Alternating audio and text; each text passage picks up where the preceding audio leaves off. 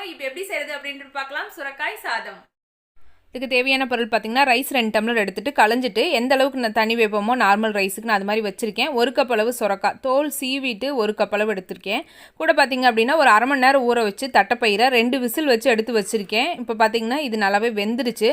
நீங்கள் தட்டைப்பயிருக்கு பதிலாக நீங்கள் துவரம் பருப்பு, பாசிப்பருப்பு, பாசிப்பயிறு அந்த மாதிரி நீங்கள் எது வேணுமோ நீங்கள் சேர்த்து செய்யலாம். ரொம்பவே நல்லாயிருக்கும். நெக்ஸ்ட்டு பார்த்தீங்க அப்படின்னா சின்ன வெங்காயம் ஒரு 10லேருந்து 12 சின்ன வெங்காயம் வந்து தோல் நீக்கி எடுத்து வச்சுருக்கேன். கூடவே 3 பல் பூண்டு, ஒரு அரை டீஸ்பூன் அளவு வந்து வரமிளகாய் தூள் எடுத்து வச்சுருக்கேன். சில்லி பவுடர் சொல்லுவோம்ல அது. அப்புறம் குழம்பு மிளகாய் பொடி 1 டேபிள் ஸ்பூன் எடுத்து வச்சுருக்கேன். ஒரு அரை டீஸ்பூன் அளவு வந்து சீரகம், 1/4 டீஸ்பூன் மஞ்சத்தூள், உப்பு பார்த்திங்கன்னா 1 டீஸ்பூன் எடுத்து வச்சுருக்கேன். நம்ம தேவையான அளவு சேர்த்துக்க வேண்டியதான். பச்சை மிளகாய் ஒரு 2 எடுத்து வச்சுருக்கேன். ஒரு கொத்து கருவேப்பிலை. அதுக்கப்புறம் பார்த்திங்கன்னா தாளிக்கிறதுக்காக நான் வந்து கடுகும் சீரகம் அரை டீஸ்பூன் வந்து நான் எடுத்து வச்சுருக்கேன்.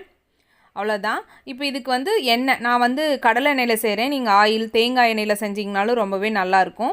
நெக்ஸ்ட்டு ஒரு தக்காளி பெரிய சைஸ் தக்காளியை 1 கட் பண்ணி வச்சுருக்கேன். 1-2 சேர்த்துக்கலாம், நல்லாயிருக்கும். இப்போ குக்கரில் தான் நான் இன்றைக்கி செய்ய போகிறேன். குக்கரில் எண்ணெய் சேர்த்துட்டேன். எண்ணெய் நல்லா காஞ்சிடுச்சு. கடுகு சீரகம் சேர்த்துக்கலாம். சேர்த்துட்டு இது நல்லா பொரிஞ்ச பிறகு பூண்டும் சின்ன வெங்காயத்தையும் நல்லா நான் தட்டி இதில் சேர்த்துருக்கேன். நீங்கள் கட் பண்ணி வேணால் சேர்த்துக்கலாம். தட்டி சேர்த்து பாருங்கள், நல்லாயிருக்கும். பச்சை மிளகாயும் கருவேப்பிலும் சேர்த்து நல்லா இந்த அளவுக்கு வதக்கிக்கலாம். இப்போ தக்காளியும் சேர்த்துக்குங்க. தக்காளியும் சேர்த்து நல்லா மசிகிற அளவுக்கு நல்லா வதக்கிக்கணும். இது கூட மசாலா எல்லாம் சேர்த்துக்கலாம். வரமிளகாத்தூள் சேர்த்துருக்கேன். அதுக்கப்புறம் மஞ்சத்தூள், நெக்ஸ்ட்டு பார்த்திங்கன்னா சீரகப்பொடி சேர்த்துருக்கேன். குழம்பு மிளகாய் தூள் சேர்த்துக்குங்க. உங்கள் காரத்துக்கு தேவையான அளவு பார்த்துட்டு உங்களுக்கு எவ்வளோ தேவையோ சேர்த்துக்கலாம். உப்பு உங்கள் தேவைக்கேற்ப சேர்த்துட்டு இதை நல்லா மிக்ஸ் பண்ணிக்கலாம். இதோட பச்சை வாசனை நல்லா போகட்டும். மசாலாவோட பச்சை வாசனை போன பின்னாடி நம்ம கட் பண்ணி வச்சுருக்கிறோம்ல தோலை நீக்கிட்டு சுரக்காயை அதையும் இதில் சேர்த்துக்கலாம். சேர்த்துட்டு நல்லா மிக்ஸ் பண்ணி விடுங்க.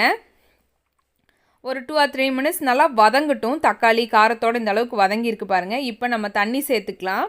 நான் அரிசி எடுத்து வச்சுருக்கலாம், அந்த தண்ணி தான் இப்போ சேர்த்துருக்கேன். சேர்த்துட்டு மிக்ஸ் பண்ணிவிட்டு நம்ம அரிசியும் சேர்த்துக்கலாம். அரிசி பார்த்திங்க அப்படின்னா இதில் நீங்கள் என்ன ரைஸ் வேணால் சேர்க்கலாம். பிரியாணி ரைஸில் செஞ்சாலும் ரொம்பவே சூப்பராக இருக்கும். நான் இன்றைக்கி வந்து நார்மல் ரைஸ் தான் எடுத்திருக்கேன். இது கூடவே நம்ம தட்டைப்பயிர் வேக வச்சோமில்ல அதையும் இதில் சேர்த்துக்கலாம். சேர்த்துட்டு நல்லா மிக்ஸ் பண்ணி விடுங்க. இப்போ உப்பு காரெல்லாம் கரெக்டாக இருக்கா அப்படின்னு பார்த்துட்டு நம்ம லிட்டை வச்சு க்ளோஸ் பண்ணிக்கலாம். மல்லித்தலை கொஞ்சம் சேர்த்துட்டு க்ளோஸ் பண்ணிவிட்டு ஒரு 2 விசில் 3 விசில் விட்டிங்கன்னா போதும். நான் இன்றைக்கி பார்த்திங்கன்னா 3 விசில் விட்டுருக்கேன். உங்கள் ரைஸுக்கு நார்மலாக எவ்வளோ விசில் விடுவீங்களோ அந்தளவுக்கு விட்டால் போதும். பாருங்கள், இப்போ சூப்பரான சுரக்காய் சாதம் ரெடி ஆகிடுச்சு. இது கூட நம்ம நெய் சேர்த்துக்கலாம்.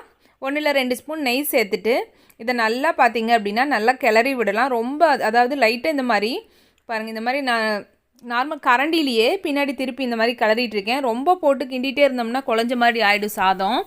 இந்த மாதிரி லைட்டாக பரட்டிவிடலாம். இல்லை நீங்கள் தாளிக்கிலேயே நீங்கள் நெய் சேர்க்குறதா இருந்தாலும் சேர்த்துக்கலாம். அவ்வளோதான் ஃப்ரெண்ட்ஸ், சூப்பரான சுரக்காய் சாதம் ரெடி ஆகிடுச்சு ஃப்ரெண்ட்ஸ். ரொம்பவே ஈஸி, குயிக்காகவும் செஞ்சிடலாம். ரொம்பவே டேஸ்ட்டாக இருக்கும் ஃப்ரெண்ட்ஸ். ட்ரை பண்ணி பாருங்கள்.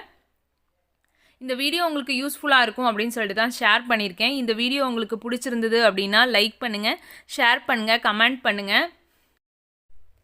என்னோட பதிவில் நீங்கள் ரெகுலராக பார்க்க விரும்புகிறீங்க அப்படின்னா இந்த வீடியோ கீழே ரெட் கலரில் சப்ஸ்கிரைப் பட்டன் இருக்கும். அதையும் கிளிக் பண்ணிவிட்டு ஆளுங்கிற ஆப்ஷனை கிளிக் பண்ணிட்டீங்க. என்னோடய வீடியோஸ் எல்லாமே உங்களுக்கு ரெகுலராக தேடி வரும். தேங்க்யூ.